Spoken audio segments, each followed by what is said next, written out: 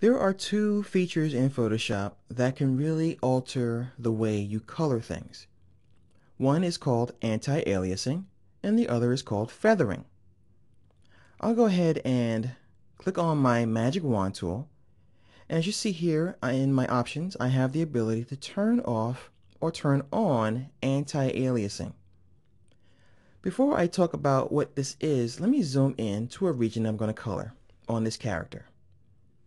I'm going to zoom in a little closer to show you, well actually that's a little too close.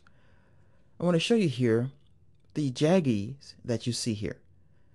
This is called aliasing, where you have this rough, jagged step going from one color to the other. And it's because the artwork is made of pixels, or little boxes. So once again, let me zoom out. And I want to show you the difference between coloring artwork with this on or off. So first of all, we'll keep it off. I'm going to use my magic wand tool and click in this region. And I'm going to change this color here to something very bright so we can see the difference. So I'm going to hold down the Alt or Option key and delete, and then I'm going to deselect. And I'll zoom in to an edge here. Once again, not too far so we can actually see the difference. Notice how jaggy everything is. The edges literally meet up, so there's no averaging of the pixels to make it look softer. So what I'm going to do is undo that a couple times. I'll step back, and I'm going to do this again with the magic wand tool, but this time I'll turn on anti-alias. Once again I'll select, and once again I'll fill it in, and I will deselect. Notice the difference. We have these yellow and bluish pixels now in between the two borders because Photoshop has averaged those pixels out to give the illusion of softness. Let me zoom out a little bit. See the difference? Nice and soft.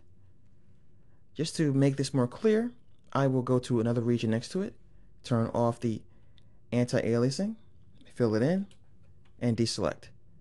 See the difference here? Very jaggedy, soft. Alright, so that's anti-aliasing. It's very helpful for people who want to color cartoon characters and you don't want to have that soft edge when you're doing flat colors. I'm going to revert now by going to File, Revert. Now let's go ahead and talk about how to use something called feathering. Feathering, like anti-aliasing, gives you a nice soft edge. It's really good when you want to do something called vignetting. So I'm going to grab my elliptical marquee tool and I'm going to draw out a shape like so and move it into position. Now what I'm going to do is go to Select, Modify, Feather, and I can add a radius value such as 25 pixels. And I'll keep it that high just so you can see what happens here. So I hit OK. Alright, nothing happens, right? Okay, here's the fun part. I'll go to Select, Inverse, so that the outside is now selected, and now I'll hit Delete. See that effect? That's called feathering, where we have this nice soft glow to give us that vintage look.